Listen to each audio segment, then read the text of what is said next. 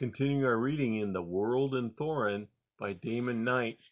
Today is Chapter 2, Section 2. Thorinn dried his hands as well as he could by rubbing them along the rock, then picked up the staff of fungus again and began to break off small pieces, but his touch dampened them in spite of all he could do, and at last he broke the staff into two parts and began rubbing the ends together to grind off chunks and fragments. When he had a pile of these, he laid the rest of the fungus aside and picked up his fire stick. It was wet, but the plunger still slid freely enough in the cylinder. Thorinn took it apart, shook a few drops of moisture out of it, then, holding it braced against the stone between his legs, he patiently driving the plunger in, over and over, until the cylinder grew warm to the touch and the inside was dry. He opened the fire stick then, wedged the cylinder upright into the crack in the stone, and used the shreds of fungus to pick up other shreds, preserving their dryness, and dropped them into the fire stick. He put the plunger in, drove it down smartly, removed it. The shreds of fungus were glowing bright orange. He tipped them out carefully into a pile of the finest fragments and dust of the fungus. They glowed for a moment more, then went out.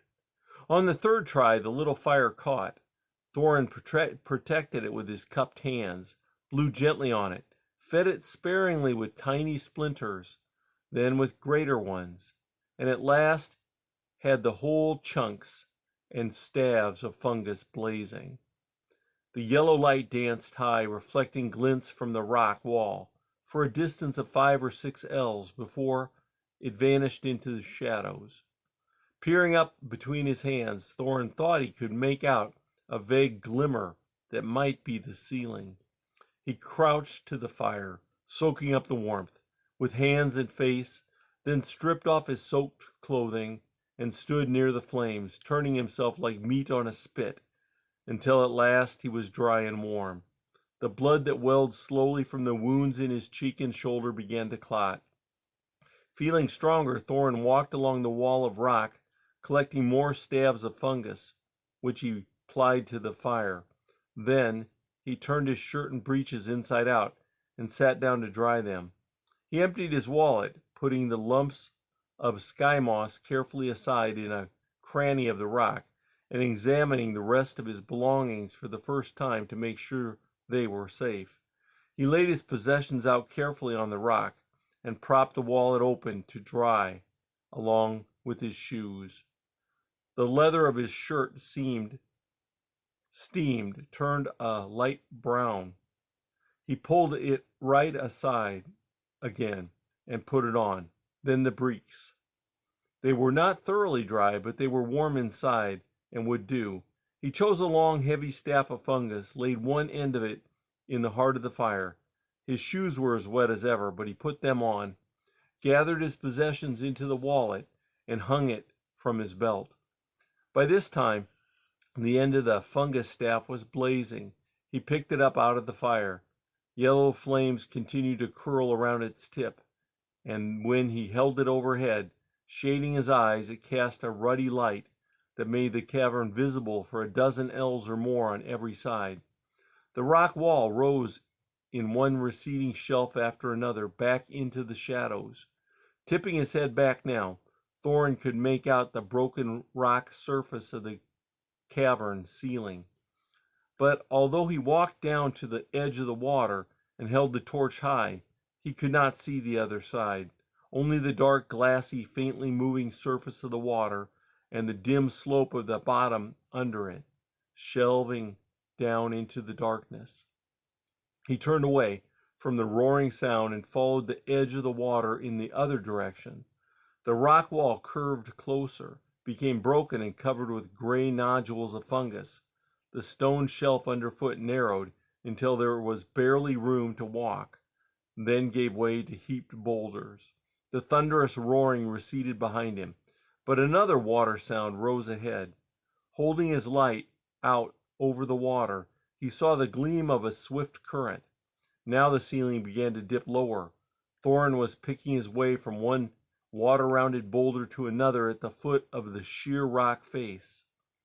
The ceiling curved down.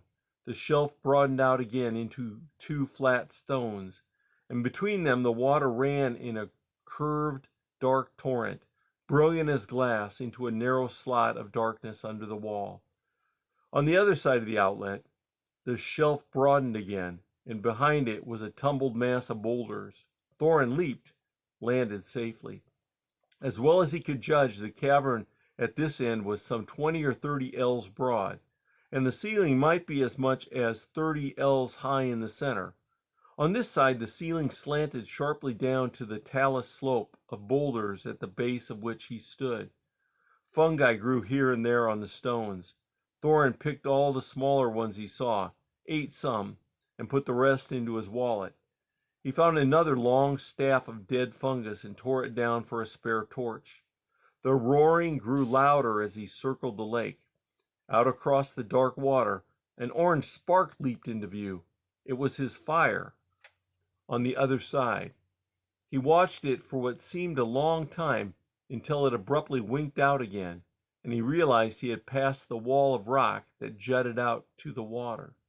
His torch was burning low. He paused to light the second one, and in its brighter flare, something white and vast rose out of the darkness. The roaring filled the cavern now as he moved closer.